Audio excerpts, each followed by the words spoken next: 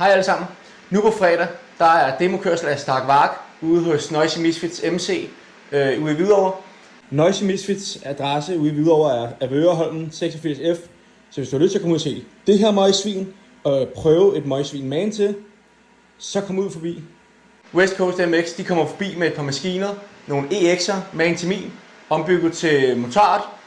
Så der bliver åbnet op ude hos Noisy Misfits. Så der kommer til at være mulighed for køb af billig sodavand, mulighed for eventuelt en grill, hvis vi er rigtig heldige. Så jeg synes, I skal komme ud og prøve.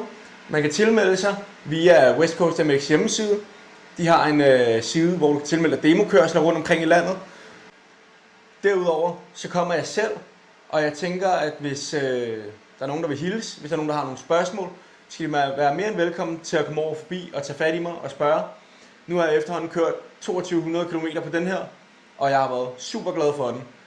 Der er selvfølgelig et par ting, som der kunne være bedre, men kom ud, få en snak, giv et håndtryk, hvad end I har lyst til. Vi ses!